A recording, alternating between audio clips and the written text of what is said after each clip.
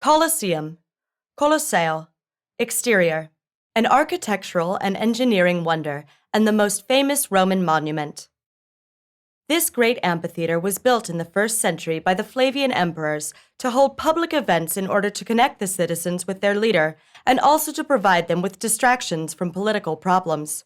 The construction work started under Emperor Vespasian, but it was only opened by his son, Titus, in the year 80 AD. The opening ceremony lasted 100 days with commemorative games involving the massacre of 5,000 wild animals and filling the arena space with water to stage real sea battles. The name Colosseum probably comes from the enormous statue of Emperor Nero, the Colossus, which stood next to the building but no longer exists. The monument is shaped like an ellipse with 4 floors.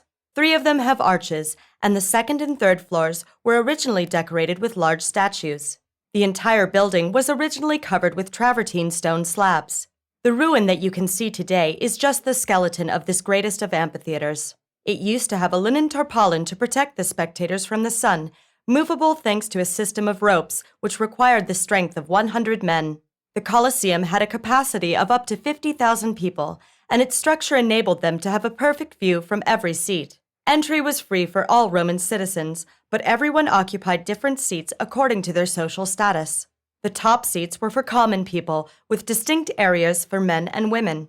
The seats closer to the arena were reserved for those of higher social status, meaning that the closest seats belonged to senators, priests, and of course, the emperor.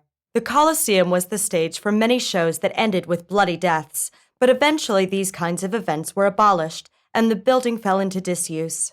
During the Middle Ages, it housed confraternities, hospitals, and even a cemetery.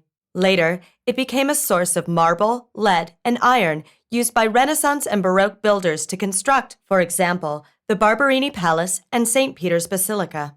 The halls and the walls that you can see today are where those materials were extracted, although a great part of the facade survived. An old popular saying, based on the prophecy of a medieval monk, says, "Rome will exist as long as the Colosseum does. When the Colosseum falls, so will Rome. When Rome falls, so will the world." The truth is that, despite earthquakes, attempted destruction by invaders, and even Second World War bombings, the Colosseum continues to stand as a symbol of the splendor of imperial times.